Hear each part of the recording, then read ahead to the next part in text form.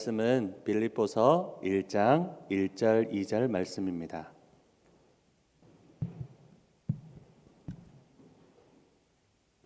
빌립보서 1장 1절 2절 말씀을 한 목소리로 읽도록 하겠습니다.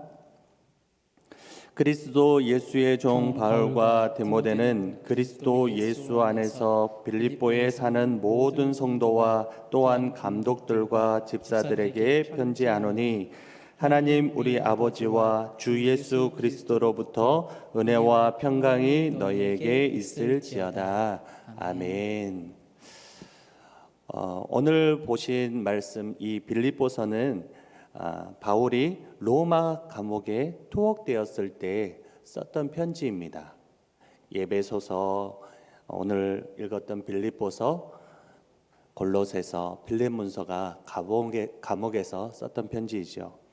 제2차 전도 여행 때 개척한 빌립보 교회에 써 보낸 편지, 서신서입니다. 사실 서신서들 가운데는 교리와 삶의 부분으로 나누어서 기록된 서신들도 있고요. 또 고린도 교회처럼 교회 안에 있었던 여러 문제들 때문에 기록된 서신서도 있습니다. 그런데 오늘 읽었던 이 빌립보서는 조금 다릅니다. 친한 친구에게 보낸 것처럼 아주 친근한 어조로 기록되어 있는 것을 보게 됩니다. 빌립보서에서도 율법주의 교사들에 대한 경고에 대한 메시지도 있고요.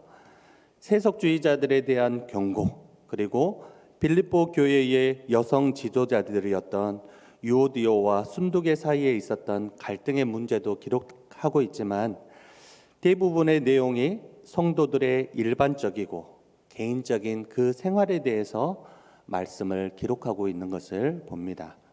가장 많이 나온 단어, 그 표현들이 어떤 단어이냐면 만족, 기쁨, 찬양, 감사, 이러한 단어가 계속해서 표현되고 있습니다. 그렇기 때문에 빌립보서가 어떤 느낌의 서신서인가 우리는 조금 느낄 수가 있는 것 같습니다. 오늘은 말씀을 통하여서 빌립보 교회가 어떻게 설립되었고 그 수신자들은 또 어떤 사람인가, 또 본문의 인사말에서 바울 사도가 축복으로 기원하는 은혜와 평강은 무엇인가에 대해서 말씀을 나누고자 합니다. 우선 바울 사도는 제2차 전도 여행을 떠나면서 아시아에서 복음을 전할 계획을 가지고 있었습니다. 그런데 성령께서 아시아에서 복음을 전하지 못하게 하셨지요. 하나님이 그 아시아 사람들을 미워하고 싫어하셨다. 그래서 그들에게는 복음이 전해지는 것을 원치 않으셨다. 그런 의미가 아닙니다. 하나님은 물론 그 아시아에도 복음이 전해지기를 원하셨습니다. 하지만 이번만큼은 다른 계획이 있으셨다라는 얘기입니다.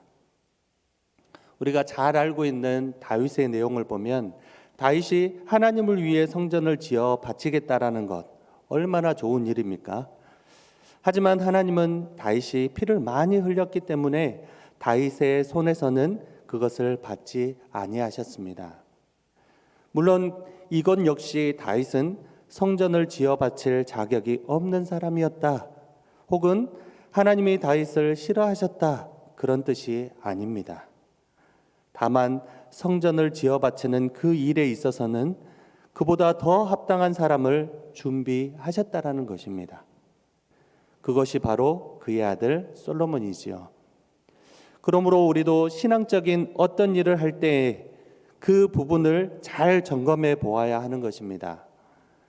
객관적으로 좋고 우리가 생각하기에 좋은 일들이 때론 하나님께서 더 좋은 계획을 가지고 우리를 그 계획 가운데로 인도하신다라는 사실입니다. 그때 우리는 그와 같은 하나님의 계획을 따라야 하는 것입니다. 하나님의 나라로 옮겨진 백성들이 기쁨으로 순종해야 하는 것이 하나님의 뜻인 줄 믿으시길 바랍니다.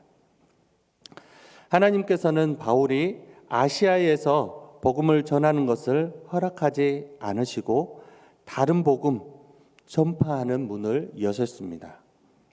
그게 바로 여러분도 잘 알고 계시는 마게도냐 사람의 환상입니다. 성령께서 아시아에서 복음을 전함을 허락하지 아니하신 바로 그 밤에 바울이 환상을 봤습니다. 사도행전 16장 10절에서 12절 말씀입니다. 바울이 그 환상을 보았을 때 우리가 곧 마게도냐로 떠나기를 힘쓰니 이는 하나님이 저 사람들에게 복음을 전하라고 우리를 부르신 줄로 인정함이러라. 우리가 드로아에서 배로 떠나 사모드라게로 직행하여 이튿날 네아폴리로 가고 거기서 빌립보에 이르니 이는 마게도냐 지방의 첫 성이요 또 로마의 식민지라. 이 성에서 수일을 유하다가, 여기에서 보면 하나님이 저 사람들에게 복음을 전하라고 우리를 부르신 줄로 인정했다라고 말씀하고 있죠. 그래서 우리가 드로아에서 배로 떠나 사모드라게로 직행하여 이튿날 네아폴리로 가서 그 마게도냐의 환상 때문에 마게도냐 지방의 첫 성 어디지요? 빌립보에 가게 되었다라는 것입니다. 그런데 거기에 어떤 일이 일어나죠? 16절 사도행전 16절 하반절에 보면 이 성에서 수일을 유하다가라고 말씀하고 있습니다. 어떤 의미지요? 정작 그곳에 도착을 했는데요. 도착해 보니까 거기에서 할 수 있는 일이 별로 없었던 것입니다. 왜냐하면 아시아에서 복음을 전할 때는 어디를 가나 유대인의 회당이 세워져 있어서 회당 중심으로 복음을 전할 수 있었습니다. 그런데 빌립보에는 유대인의 회당이 없었습니다. 거기에는 쉽게 말씀을 나눌 사람도 없었고 안식일이 되었음에도 기도할 수 있는 장소조차 마땅하지 않았습니다. 그래서 기도할 곳을 찾아 강가를 헤맬 수밖에 없었던 것인데 거기에서 누구를 만나지요? 두아디라에서 온 자주 옷감 장사 루디아를 만나게 됩니다. 그때 루디아는 사업자 빌립보에 와 있었는데 주님께서 그 루디아의 마음을 열어서 바울의 말을 듣고 따르게 하셨습니다. 그래서 그와 그의 온 집이 세례를 받고 바울 일행을 청하여서 그 집에 유하게 합니다. 그렇게 해서 빌립보 교회가 시작하게 된 것입니다. 누가 그렇게 하셨죠? 하나님께서 하신 것입니다. 뿐만 아니라 빌립보에서 또 하나 유명한 사건이 있습니다. 길 가다 귀신 들려 점치는 여종에게서 귀신을 쫓아내준 사건이 빌립보에서 일어납니다.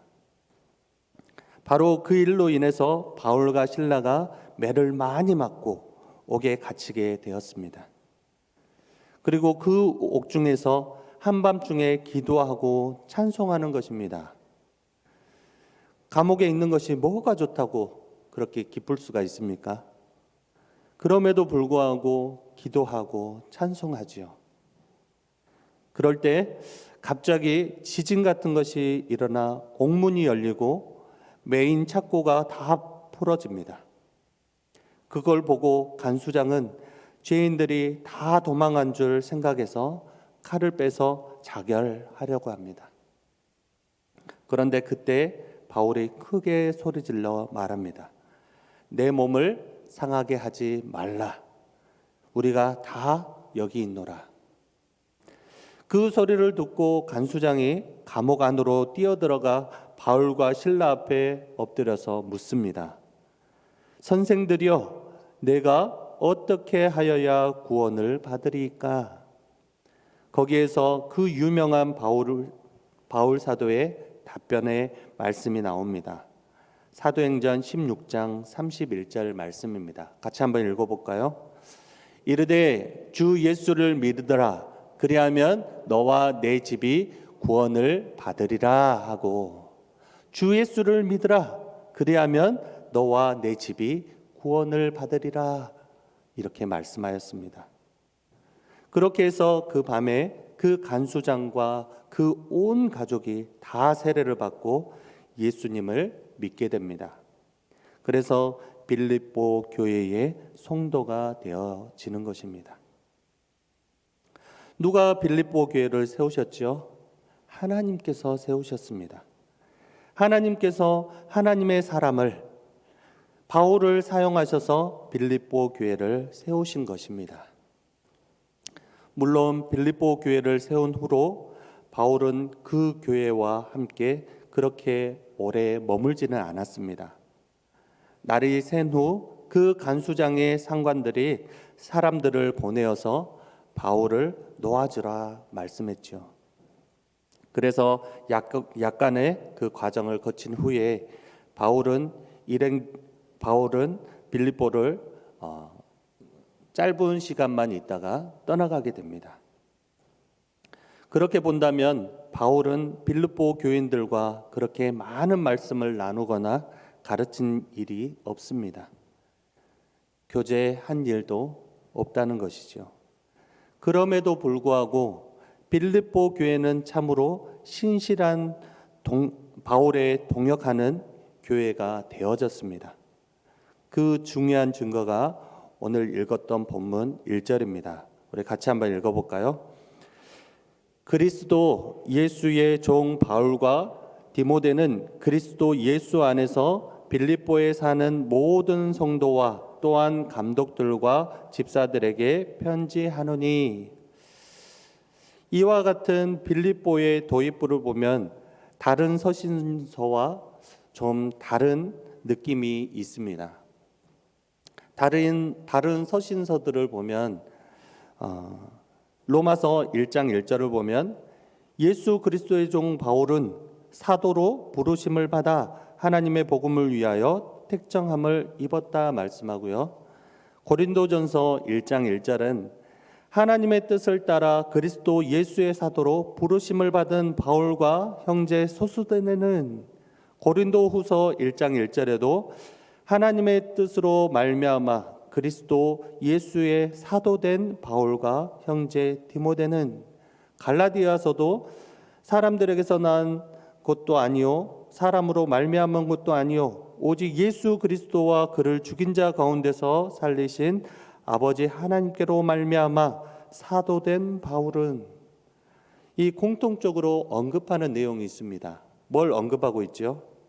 바울 서신서 대부분이 자신의 사도됨을 언급하고 있습니다. 그 사도됨을 언급하면서 편지를 시작합니다.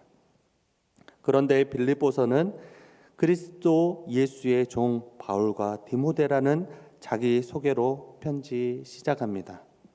무슨 말씀이죠? 빌립보 교회에 대해서만큼은 구태여 자신이 사도라는 사실을 언급할 필요가 없었던 것 같습니다. 누구나 다 그를 사도로 인정하고 있었다라는 것이지요. 그래서 그와 동역하려고 했던 것입니다. 이게 바울에게 엄청나게 큰 위로이고 격려가 되었을 것입니다. 바로 그런 친밀하고 밀접한 신뢰 관계가 바울과 빌립보 교회 사이에 이미 형성되어 있었던 것 같습니다. 그래서 자신의 사도됨에 대한 특별한 언급이 없이 이 빌립보서를 시작하게 되는 것입니다. 빌립보서의 편지를 받는 수신자들에 대해서 말씀합니다. 그 수신자들이 누구이죠? 빌립보에 사는 모든 성도와 또한 감독들과 집사들이라고 말씀합니다. 빌립보에 사는 사람들, 그런데 그 빌립보가 어떤 것이었죠? 빌립보는 마게도냐 지방의 정치와 경제의 중심지였습니다. 또 유럽과 아시아를 잇는 고대 로마 군사 도로로 이용되었을 만큼 요충지였습니다.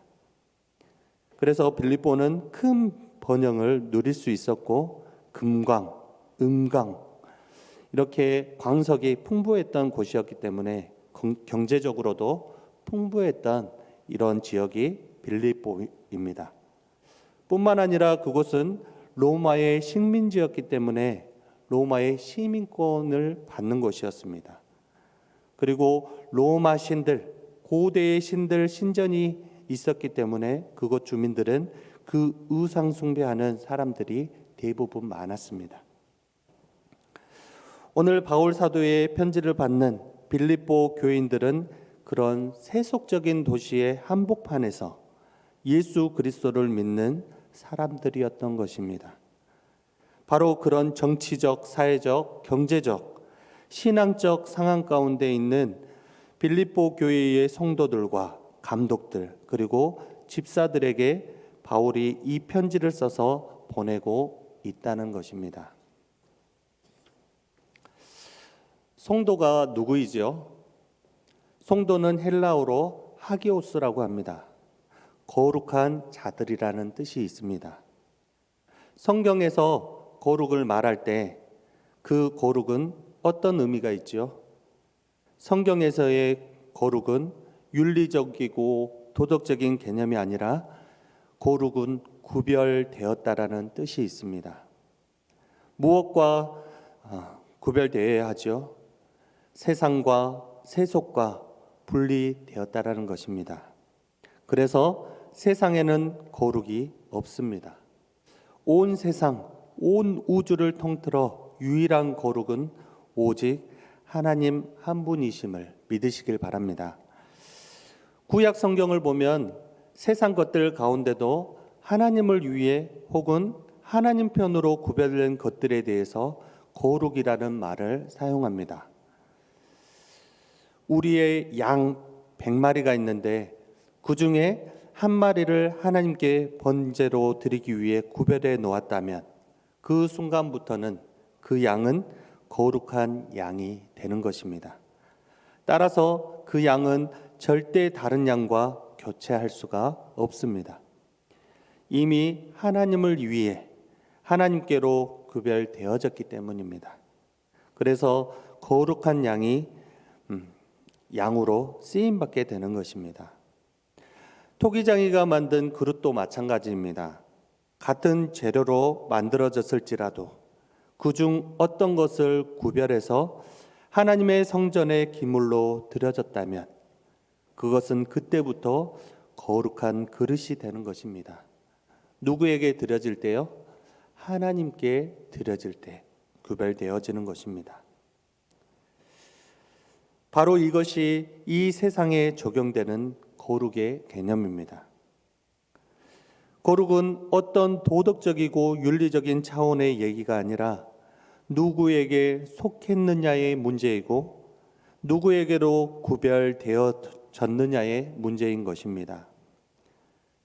그런 면에서 우리가 거룩한 사람들이고 성도인 것입니다.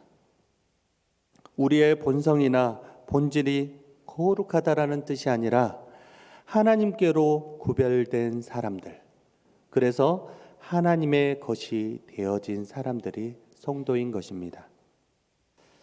사랑하는 성도 여러분, 고린도 교회가 얼마나 문제가 많은 교회였죠. 오늘 목사님 통하여서 성경이 읽어지네 교육을 받으면서 이런 교회가 되지 말아야 되겠다 이렇게 마음을 가졌습니다. 어떤 문제가 있었지요? 4개의 분파로 서로 분쟁하는 교회였습니다. 그리고 이방인들 가운데도 행하기 어려운 음행의 죄를 저지른 사람도 있었습니다. 분별 없이 우상의 제물을 참여한 사람들도 있었고 은사의 문제로 시끄러운 교회가 이 고린도 교회였습니다. 그럼에도 불구하고 바울은 여전히 고린도 교회를 향해 뭐라고 말씀하고 있냐면 고린도전서 1장 1절에서 3절 말씀을 같이 한번 보도록 하겠습니다. 하나님의 뜻을 따라 그리스도 예수의 사도로 부르심을 받는 바울과 형제 소수데네는 고린도에 있는 하나님의 교회 곧 그리스도 예수 안에서 거룩하여지고 성도라 부르심을 받는 자들과 또 각처에서 우리 주 곧 그들과 우리의 주 되신 예수 그리스도의 이름을 부르는 모든 자들에게 하나님 우리 아버지와 주 예수 그리스도로부터 은혜와 평강이 있기를 원하노라. 아멘. 그 문제에 있는 어떤 사람들은 빼놓고 문제 없는 사람들만을 고린도에 있는 하나님의 교회 혹은 성도라고 부르는 것이 아닙니다. 그들 모두를 포함해서 고린도 교인들 모두를 하나님의 교회 곧 그리스도 예수 안에 거룩하여지는 성도라고 부르고 있다라는 사실입니다. 성도를 가름하는 기준이 뭐지요? 도덕적, 윤리적, 심지어는 신앙적으로 옳으냐, 올바르지 않느냐, 그게 기준이 아니라는 것이죠. 그러면 뭐가 기준이죠? 하나님께 택함 받은 사람, 하나님께로 구별된 사람, 예수님을 믿느냐, 믿고 있는 사람이어야만 그 기준이 된다라는 것입니다. 다만 그렇게 해서 성도가 되어진 사람들에게는 책임이 있는 것이죠. 성도니까 거룩하게 살아야 할 책임이 있는 것입니다. 그것이 자기 백성들을 향한 하나님 아버지의 마음입니다. 이스라엘 백성들을 향한 하나님께서 하신 요구가 무엇이었죠? 레위기 11장 45절 말씀입니다. 나는 너희의 하나님이 되려고 너희를 애굽 땅에서 인도하여 낸 여호와라. 내가 거룩하니 너희도 거룩할지어다. 하나님께서 거룩하기 때문에 성도는 뭐 해야 된다고요? 거룩하라 말씀하고 있는 것이죠. 레위기 20장 7절입니다. 너희는 스스로 깨끗하게 하여 거룩할지어다. 나는 너희의 하나님 여호와이니라. 레위기 20장 26절에도 말씀합니다. 너희는 나에게 거룩할지어다.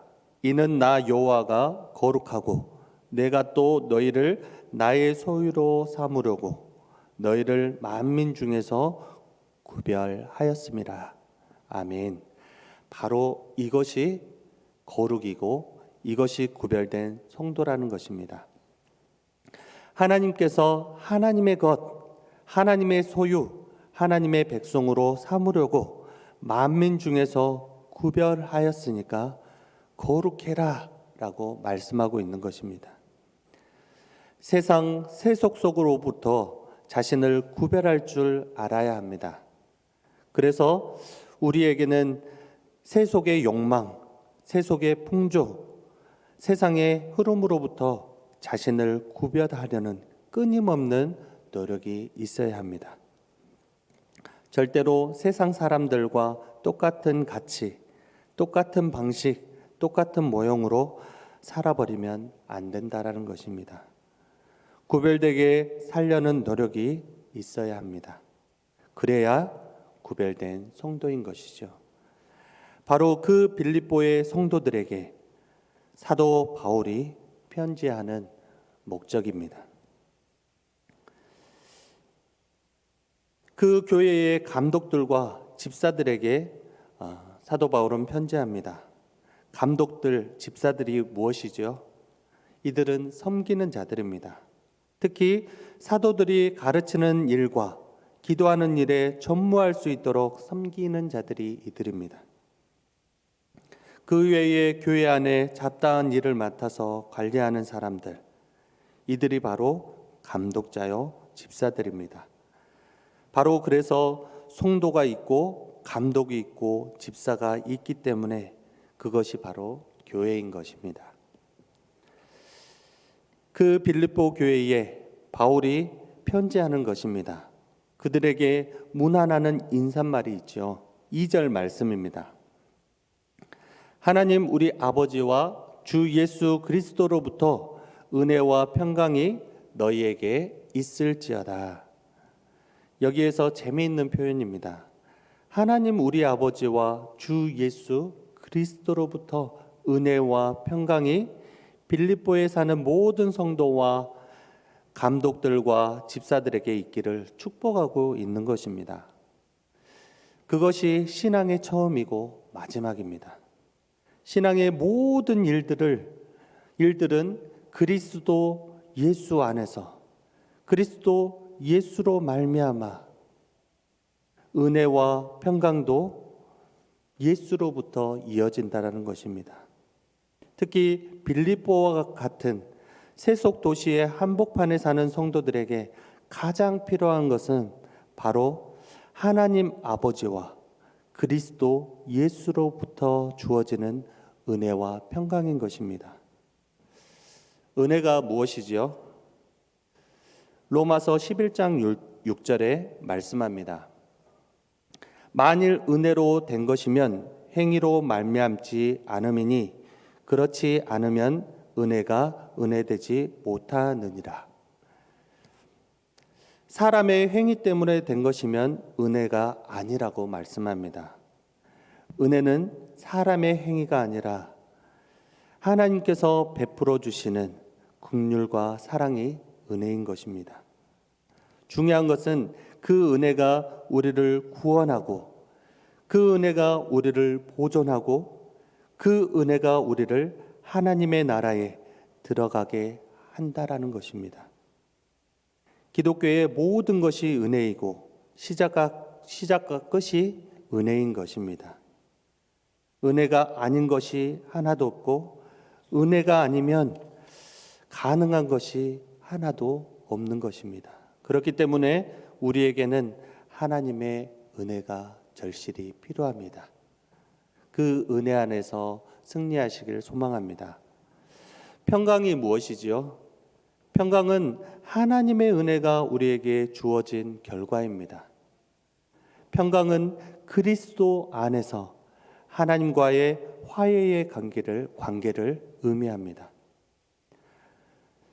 그렇기 때문에 하나님과 화목하느냐, 화목하지 않느냐를 점검해 보아야 합니다. 그것을 놓쳐버리면 은혜도 평강도 다 잊어버리게 되는 것입니다. 사랑하는 성도 여러분, 우리 모두는 이 시대의 한복판에서 자신을 하나님께로 잘 구별하는 성도가 되시길 소망합니다. 하나님께 붙들려 받는 사도로서의 성도가 되기를 바랍니다. 그리고 감독자요 집사로서 성도의 역할을 잘 감당하기를 바랍니다. 어떻게요? 하나님 아버지와 예수 그리스도로부터 은혜와 평강이 조금도 부족함이 없이 풍부히 부어지기를, 여기 모인 모든 성도들에게 부어지기를 예수님의 이름으로 축원합니다. 기도하겠습니다. 은혜가 풍성하신 하나님, 주님의 은혜와 사랑을 감사합니다. 힘든 상황 속에서도 빌립보 교회를 향한 사도 바울의 마음을 봅니다. 그 마음이 하나님의 사랑의 마음이요 긍휼의 마음인 줄 믿습니다. 하나님, 교회가 되어질 수 있도록 하나님 은혜를 베풀어 주시옵소서. 평강의 은혜를 허락하여 주시옵소서. 그리하여서 하나님이 주신 그 은혜로 말미암아 살아가고 하나님과의 은혜의 관계 가운데 온전히 바로 섬으로 말미암아 세상 한복판에도 가정에서 세상 가운데 하나님의 그 평강의 은혜로 온전히 승리하며 나아가는 모든 성도가 되어질 수 있도록 주님 은혜를 베풀어 주시옵소서. 예수 그리스도로부터 아버지 하나님의 그 사랑으로 말미암아 은혜와 평강이 조금도 부족함이 없도록 주님 선하게 역사하여 주시옵소서.